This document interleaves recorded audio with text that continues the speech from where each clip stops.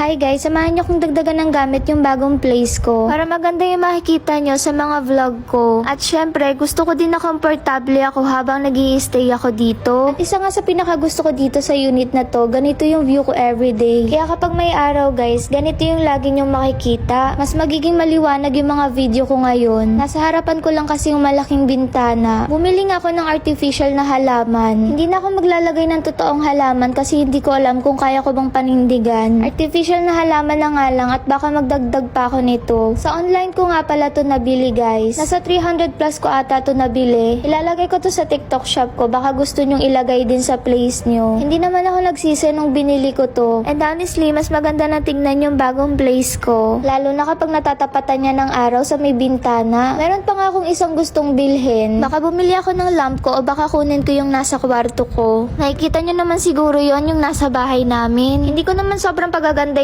tong bago kong place. Kasi hindi ko pa alam kung ano ba yung desisyon ko. Kung babalik ba ako sa bahay namin o maghahanap ako ng bago kong malilipatan. Kaso mahihirapan akong lumipat guys kasi padami ng padami yung mga gamit ko dito. For sure madami akong dadalhin na gamit. Dahil nagbo-vlog ako, may mga gamit na dumadating sa akin. Ito yung paghihirap na gusto ko. By the way, nalagyan ko na nga din ng mga batutong halaman. Kapag umorder ka niyan sa online, may kasama ng ganyan. Pero baka dagdagan ko pa yan. After ko mabuo, ganito na yung itsura niya.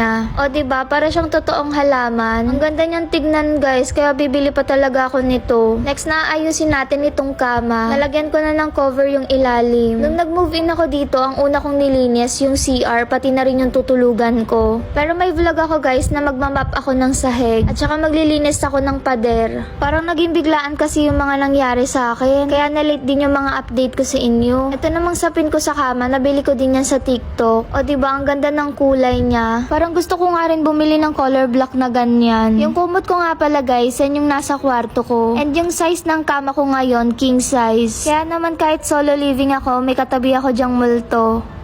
Pero sa totoo lang, ang laki talaga ng kama ko. Next naman, itong ilaw na ilalagay ko sa may sink. Para kapag nagluluto ako guys, o kaya naguhugas, may ilaw. At kahit hindi ko nabuksan yung malaking ilaw sa kisame, alam ko na nakikita nyo din to sa online. Madalas talaga sa online na ako bumibili. Mura kasi, tapos i-deliver na lang. May kasama na nga din tong pandikit na hindi madikit. Kaya naman nung kinabit ko yan, nagdagdag pa ako dyan ng pandikit. Ang daming pandikit na word ha. Basta meron pa ako nilagay dyan na double-sided tape. Yung nakaraang gabi, nagulat ako kasi nalaglag yan. Akala ko kung ano na. Kaya nilagyan ko ng double-sided tape. Hindi yung double-sided tape na ginagamit sa school ha. Yung ginamit ko dyan, transparent. Kinabit ko na nga din yung dalawang ilaw. At hindi ako nagsisi guys nung binili ko to. Kasi ang ganda niyang tignan, lalo na kapag naka-warm. Ang cozy, lalo na kapag nagluluto ako. So ganito yung itsura niya guys. O diba, ang ganda.